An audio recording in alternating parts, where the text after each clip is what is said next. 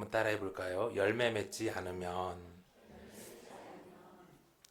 어릴 적부터 교회를 다니셨던 분들은 오늘 우리가 읽은 이 요한복음 15장의 말씀으로 지어진 찬양을 한 번쯤 들어보셨을 것 같아요. 예수님은 생명의 참 포도나무. 들어보셨어요? 예. 그 다음 가사가 어떻게 되는지 아세요? 아, 아. 뒤에 거 했어야 되는데 제가 아직 감기약 먹어서 제정신이 좀 그 아버지는 포도원 농부시니 그 다음이 중요한데요. 가지들이 열매를 맺지 않으면 아낌없이 찍어서 던지시리라. 이 시작할 때는 참 부드러워요. 예수님은 생명의 참 포도나무. 근데 지금 나이 50이 되어서 다시 들어보니까 뒤에 가사가 너무 섬뜩한 거야. 아낌없이 찍어서 던지시리라. 이거 어릴 때 부를 때는 그냥 신나가지고 예수님은 생명했는데 지금 이제 50 이제 들어서면서 이제 다가올 그 심판의 날이 가까워서 그런가 이게 아낌없이 찍어서 웃으면서 부를 노래가 아닌 것 같아요. 여러분, 예수님은요 제자들을 사랑하시되 끝까지 사랑하셨습니다. 제자들의 발을 일일이 씻어 주셨고요, 모세도 보지 못한 하나님의 얼굴을 보게 하셨죠. 성령님을 보내사 예수님과 같은 일을, 아니 그보다 더 큰 일을 하게, 또 예수님의 이름을 구할 때 무엇이든지 다 행하신다고 그렇게 약속하셨어요. 정말 아낌없이 예수님은 근심하는 제자들에게 다 주셨습니다. 다 하셨어요. 그럼 이제 다 끝난 것 같은데 예수님의 사랑은 아직 끝나질 않았어요. 이제 몇 시간 뒤면 십자가에 달려 돌아가셔야 하는데 예수님은 마지막까지 제자들에게 한 가지를 더 힘쓰셨는데, 여러분 그것이 바로 무엇일까요? 예수님이 누구신지 제자들에게 가르쳐 주시는 거예요. 요한복음에는 예수님께서 나는 누구이다 라고 자신을 계시한 것이 모두 7번 나오죠. 에고 에이미라고 하는데요. 너무너무 중요한 예수님의 자기 계시이니 다시 한번 돌이켜 볼게요. 첫 번째, 예수님은 나는 생명의 떡이다. 그리고 나는 세상의 빛이다. 나는 양의 문이다. 나는 선한 목자다. 나는 부활이요 생명이다. 나는 길이요 진리요 생명이다. 그리고 오늘 7번째로 마지막 에고엠이 나는 참 포도나무이다 라고 예수님이 가르쳐 주셔요. 포도는요 이스라엘의 특산물로 그 당시 사람들이 흔히 쉽게 볼 수 있는 그런 식물이었죠. 그래서 구약에서 이 이스라엘은 종종 하나님의 포도나무 또는 하나님의 포도원으로 비유되었습니다. 이사야 5장에 이스라엘은 여호와의 포도원으로, 예레미야 2장에 여호와께서 심으신 귀한 포도나무로, 또 호세아 10장에 열매 맺는 무성한 포도나무로 이스라엘은 비유되었어요. 시편 80편 8절에 주께서 한 포도나무를 애굽에서 가져다가 민족들을 쫓아내시고 그것을 심으셨나이다. 포도나무는 이스라엘을 상징했어요. 그런데 오늘 예수님께서 뭐라고 하십니까? 내가 참 포도나무다. 그동안 이스라엘이 포도나무였는데 이제는 예수님이 참 포도나무래요. 여러분, 예수님이 자신을 참 포도나무라고 하셨잖아요. 그러면 뭐가 또 있을까요? 참 포도나무에 반대되는 가짜 포도나무. 가짜 포도나무가 또 있다는 거예요. 이스라엘은 당시에 하나님의 기대에 전혀 부응하지 못한 형편없는 포도나무, 가짜 포도나무였어요. 그래서 예수님이 이제 떠나시고 난 뒤에 세상에 남겨진 제자들이 이런 가짜 포도나무 사이에서 살아야 되기 때문에 오늘 이 진리를 꼭 알려주시고 가시려는 것이죠. 1절부터 말씀 다시 들어볼게요. 나는 참 포도나무요 내 아버지는 농부라. 물은 내게 붙어 있어 열매를 맺지 아니하는 가지는 아버지께서 그것을 제거해 버리시고, 물은 열매를 맺는 가지는 더 열매를 맺게 하려 하여 그것을 깨끗하게 하시느니라. 예수님이 참 포도나무인 것과 함께 세상에 남겨질 제자들이 꼭 알아야 할 진리가 한 가지 더 있었는데, 그것은 바로 아버지 하나님이 농부시라는 거예요. 이게 무슨 말입니까? 포도나무는 이 땅에 저절로 심겨진 게 아니다. 농부이신 하나님이 힘써 심으셨다는 거예요. 포도나무는 저절로 자라는 게 아니다. 농부가 애써 가꾸셨다는 거예요. 농부가 심고 농부가 길렀으니 가지가 열매를 맺지 않으면 농부가 어떻게 한다고요? 제거해 버리신대요. 제거해 버리. 그리고 열매 맺는 가지는 더 많이 잘 열매 맺을 수 있도록 깨끗하게 하신대요. 농부가 심었고 계속 물과 거름을 주고 계속해서 기다려주면 참 좋겠는데, 그런데 예수님이 뭐라고 하세요? 그러지 않는데요. 왜요?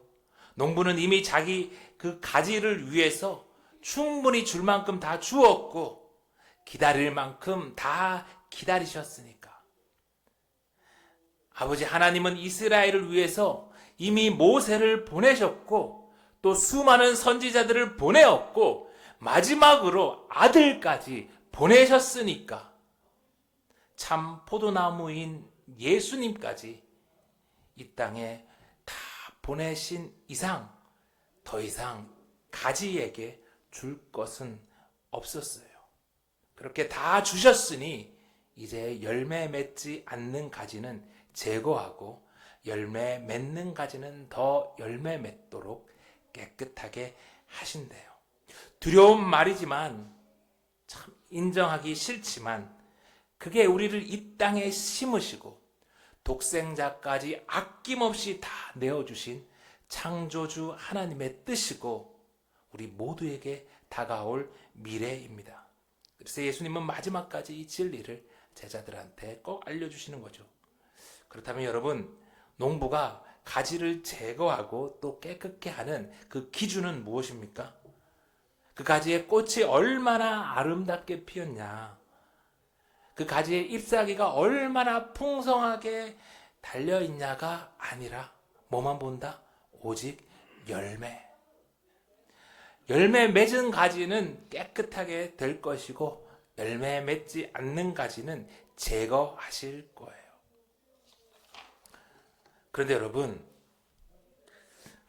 우리가 살다 보면 하나님이 종종 열매 맺지 않는 가지들을 좀 내버려 두시는 걸 같아요. 당장 좀 제거해버리면 좋을 것 같은데 그러지 않으실 때가 있는 것 같아요. 세상에 여전히 열매 맺지 않는데 잘 먹고 잘 사는 사람들이 있어 보여요. 왜 그런 걸까요? 첫 번째로는 하나님은 이미 제거하셨는데 그들이 잘려나간 것을 우리 사람들이 잘 모르는 거예요. 여러분, 꽃꽂이 된 꽃을 한번 보세요. 그 꽃이 살아있나요? 죽어있나요? 살아있게 보이죠. 아름답게 보이죠. 그러나 그들이 잘려나간 순간 그 꽃들의 죽음은 이미 확정된 거잖아요. 그래도 며칠은 아름다워요. 그러나 조금만 시간이 지나면 그 꽃은 시들고 곧 쓰레기통에 버려지게 되죠. 사람도 그렇습니다. 잠시 아름답고 좋아 보이지만 하나님께서 제거한 인생은 금방 시들고 버려지게 됩니다. 그러니 잘려나간 가지가 잠시 이뻐 보인다고 멋져 보인다고 부러워할 것이 하나도 없어요. 두 번째는 이번 주 수요 기도회 때 하나님이 말씀을 주셨는데요. 누가복음 13장 8절 대답하여 이르되 주인이여 금년에도 그대로 두소서. 내가 두릅하고 거름을 줄이니 이후에 만일 열매가 열면 좋거니와 그렇지 않으면 찍어버리소서 하였다 하시니라. 주인님 1년만 더 봐주세요.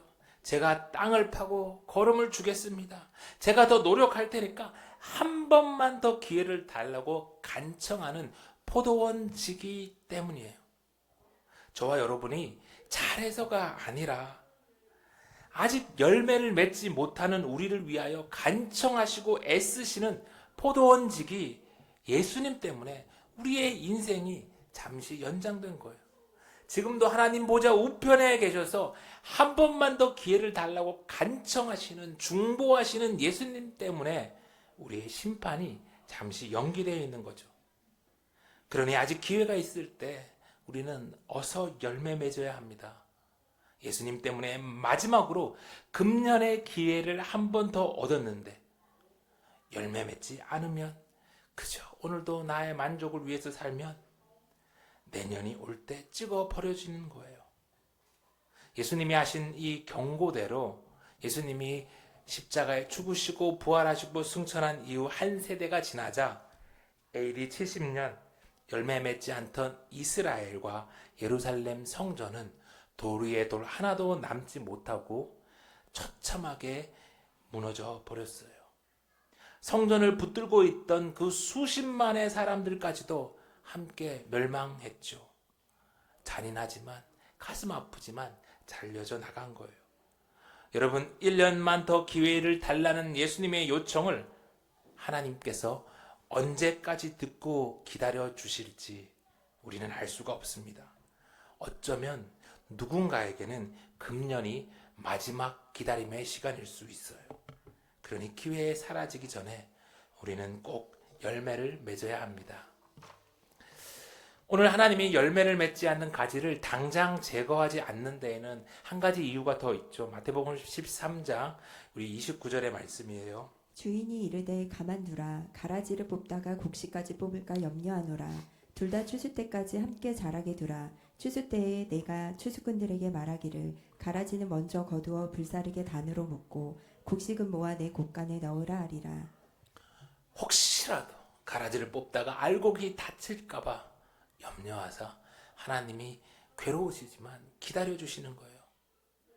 교회가 세습하고 횡령하고 불륜을 저지르고 그것도 모자라서 이제는 자기의 이익을 위해서 하나님의 이름을 막 망령되이 들먹이며 성도들을 악한 길로 내모는 그런 나쁜 교회, 그런 거짓 선지자들, 하나님이 그들을 당장 싹 뽑아가지고 심판해 버리면 시원하겠는데 혹시라도 그 과정에서 알곡이 다칠까봐, 혹시라도 성도들이 상할까봐 하나님이 때가 될 때까지 억지로 참고 또 참어 기다려주시는 거예요. 그러나 하나님의 인내가 영원하지는 않을 것입니다. 때가 되면 하나님이 그들을 거두사 태워버릴 거예요. 열매를 맺지 않는 가지를 하나님께서 제거해 버리신다는 이 말씀이 사랑의 하나님을 늘 생각하고 사는 우리에게는 잘 와닿지 않을 수 있지만 제자들에게는 그렇지 않았어요. 두려운 말씀이었어요. 왜냐하면 바로 이틀 전에, 이 말씀이 있기 바로 이틀 전에 열매 맺지 않는 나무가 어떻게 되는지를 제자들은 바로 목격했거든요. 마태복음 21장 18절에 이른 아침에 성으로 들어오실 때에 시장하신지라 길가에서 한 무화과 나무를 보시고 그리로 가사 잎사귀 밖에 아무것도 찾지 못하시고 나무에게 이르시되 이제부터 영원토록 내가 열매를 맺지 못하리라 하시니 무화과 나무가 곧 마른지라. 예수님은 예루살렘 성전을 대신해서 열매 맺지 않는 무화과 나무를 심판하셨고 다음날 제자들은 그 나무가 말라 죽어 있는 것을 보았어요. 그렇기에 제자들은 오늘 이 밤 예수님께서 하신 이 경고의 말씀을 결코 가볍게 여기지 않았어요. 마지막 밤 유언과 같이 남기신 이 예수님의 말씀, 이 예수님의 경고를 가볍게 여기지 않았고 또 여기에 우리에게도 기록으로 남겨두었어요. 하나님은 사랑의 하나님이니까 언제까지나 좋은 것으로 주시고 마냥 기다려 주실 거라고 생각한다면 그것은 완전한 착각, 잘못된 믿음입니다. 하나님이 이스라엘도 망하게 하고 예루살렘 성전도 무너지게 하셨는데 한국 교회가 뭐라고 하나님이 마냥 내버려 두시겠습니까? 요즘 시대를 보면요, 하나님의 때가 임박한 것 같아요. 아니 이미 시작한 된 것 같아요. 자기 덩치만 키우고 잎사귀만 늘려갔지 도무지 열매 맺지 않던 교회들, 그래서 작은 교회들이 자랄 토양마저 뺏어버리고 햇볕마저 들지 못하게 했던 그 교회들을 하나님이 제거하시는 그런 때가 정말 가까운 것 같아요. 그동안은 교회들마다 포장을 너무 잘 해놔가지고 구별되지 않고 드러나지 않았는데 요즘은 세습과 온갖 비리를 저지르니 이제는 하나님의 이름까지 망령되게 팔고 자기의 이익을 위해서 하나님의 백성들을 막 끌고 몰아가고 이젠 정말 때가 다 된 것 같아요. 그러니 여러분 혹시 여기저기 교회가 무너지고 교회가 문 닫는다는 소리를 들어도 놀라지 마십시오. 두려워하지 마십시오. 그 또한 농부이신 하나님의 역사입니다. 도리어 하나님이 아직 이 땅에 소망을 갖고 계시는 것 같아서 저는 감사해요.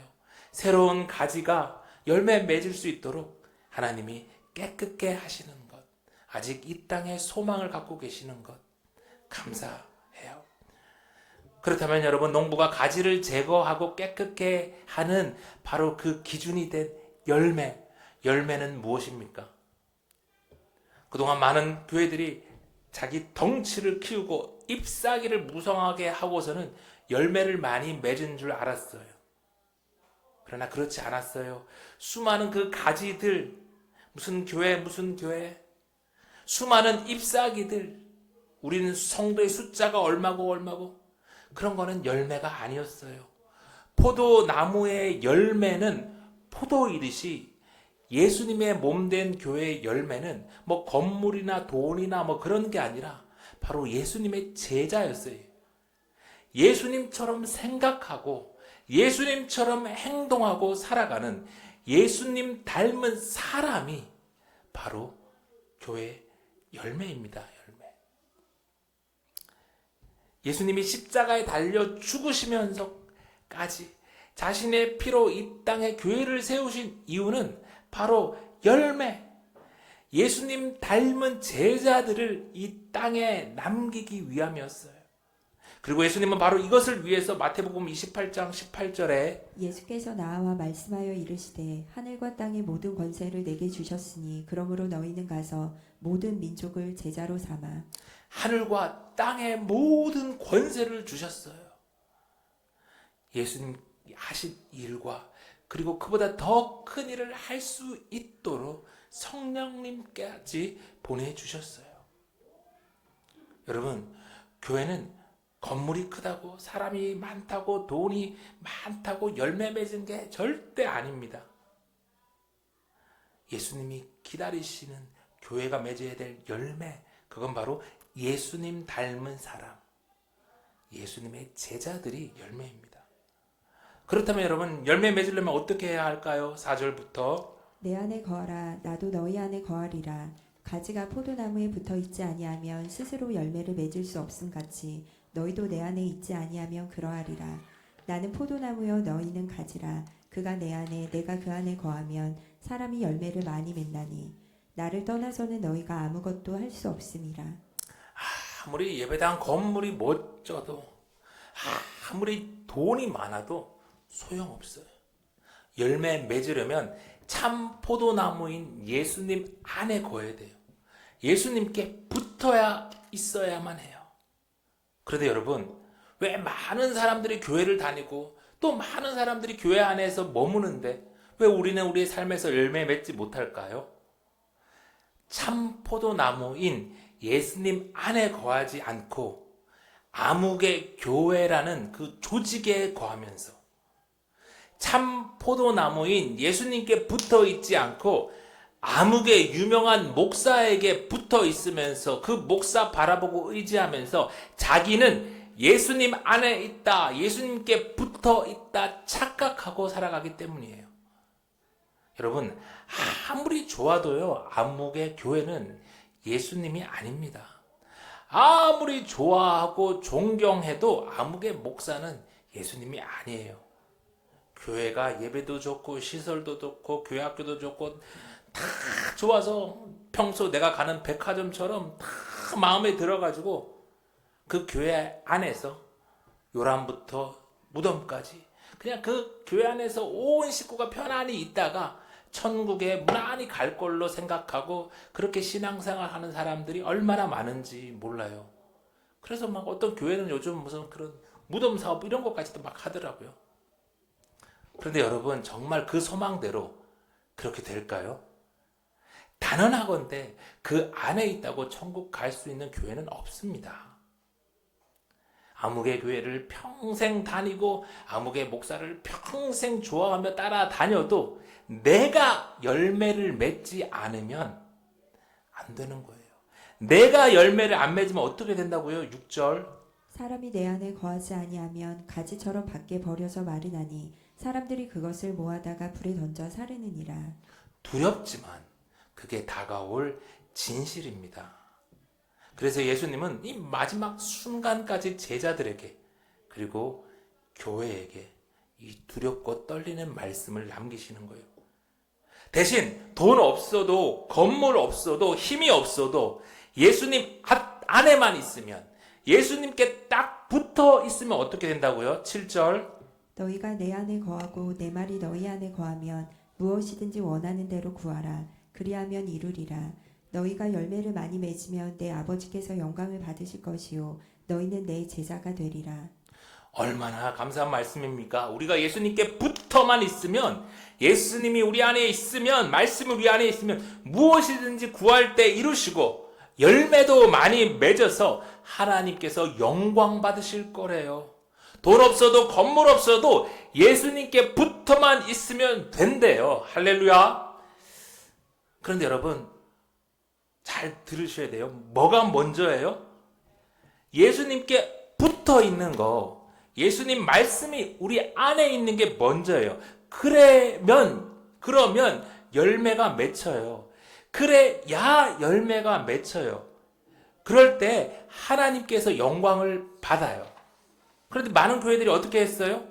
예수님께 붙어 있는 건 나중이고 하나님께 영광을 돌리자며 먼저 땅을 사고 건물을 의리하게 세우는데 온 힘을 다했어요. 하나님의 영광을 위한다면서 사람을 어떻게든지 끌어모아가지고 자기들의 덩치를 키우기에 너무 바빴어요. 그렇게 큰 건물 세우고 막 사람들을 채웠어요. 그리고는 하나님이 다 하셨다고 막 하나님께 영광 돌렸는데 정말 하나님께 영광이 되었습니까? 우리 사회에서 교회에 대한 신뢰도 설문조사가 계속 나오는데 갈수록 낮아져요. 꼴찌예요. 아예 신뢰가 아니라 온갖 욕은 다 먹고 있는 게 오늘 현실 아닙니까? 예배당 안은 사람들로 가득 찼지만 정작 교회 안에는 예수님 닮은 제자들은 별로 없고 자기들의 기득권을 지키기 위해서 쉽게 다른 이들을 정죄하고 돌을 던지는 바리새인들이 가득 찼어요. 여러분, 뭐가 먼저라고요? 예수님께 붙어 있는 거. 예수님 말씀이 우리 안에 있는 거. 예수님은 우리에게 붙어 있으라 했지, 내 안에 거하라고 했지, 땅 사서 건물 세우라 한 적 한 번도 없어요. 예수님께 붙어 있으면 건물 없어도 돈 없어도 열매가 맺힙니다. 그러니 또 건물 없다고 돈 없다고 우리 열매 못 맺었다고 핑계 대어서도 안 되죠. 여러분, 교회의 크기는 상관이 없습니다. 뭐 큰 대형 교회는 다 나쁘고 작은 교회는 다 좋은 교회다? 아니에요. 예수님께 붙어 있는 교회, 그렇지 않은 교회의 구분이 있을 뿐입니다. 작은 교회도 예수님께 붙어 있지 않고 열매 맺지 않으면 제거되고 불에 타는 거예요. 그러나 건물 없고 돈 없는 작은 교회도 예수님께 붙어만 있으면 많은 열매를 맺고 하나님께 영광 돌릴 수 있어요. 여러분, 포도나무 한 그루에 몇 송이가 열릴까요? 보통 50에서 100송이가 열린대요. 농사 짓고 싶어요? 그런데 세계에서 가장 열매가 많이 맺힌 포도나무가 우리나라에 있어요. 전북 고창의 도덕현 농부가 하는 유기농 포도원인데요. 여러분, 그 포도나무 한 그루에서 몇 송이가 열렸을까요? 무려 4,500송이. 어떻게 그럴 수 있을까 믿기지 않죠. 근데 실제 가서 보면 있어요. 이 포도나무 한 그루가 차지하는 땅이 302평이래요. 나무 한 그루가 302평. 그렇게 넓게 자랐어요. 그 핵심은 땅이 땅. 이 농부가 탄소순환 농법으로 이 살아있는 발효형 토양, 어렵다, 만들고 그 온도 변화와 병충해, 비바람 등을 막기 위해서 이렇게 하우스를 만들어서 이렇게 애써 길렀더니 한 그루에서 4,500송이가 열렸어요. 여러분, 베드로가 예수님께 딱 붙어 있고 베드로 안에 예수님의 말씀이 거하니까 하루에 몇 명? 3,000명이 회개하고 예수님께 돌아오는 놀라운 역사가 일어났잖아요. 우리도 그렇습니다. 우리가 참 포도나무인 예수님께 딱 붙어 있으면 성령님께서 온갖 병충해와 비바람으로부터 우리를 든든히 지켜주실 것입니다. 그러면 농부이신 아버지 하나님께서 저와 여러분을 통해서 30배, 60배, 100배의 열매를 맺을 거예요. 아멘. 그렇게 열매 맺은 제자들, 많은 사람들을 옳은 대로 돌아오게 한 예수님의 제자들을 마지막 때 주님은 별과 같이 영원토록 빛나게 하실 것입니다. 이제 말씀을 마쳐요. 여기저기 교회가 어렵다, 교회가 무너진다는 소리가 들릴 것이지만 두려워하지 맙시다. 열매 맺지 않고 잎사귀만 무성한 가지를 제거해 버리시고 열매 맺는 가지들을 더 깨끗하게 하시는 것도 농부이신 하나님의 뜻입니다. 세상이 아무리 흔들려도 우리 놀라지 말고 우리 기르지 말고 참 포도나무인 예수님께 더 가까이 그래서 아예 참 포도나무인 예수님께 딱 붙어 살아요.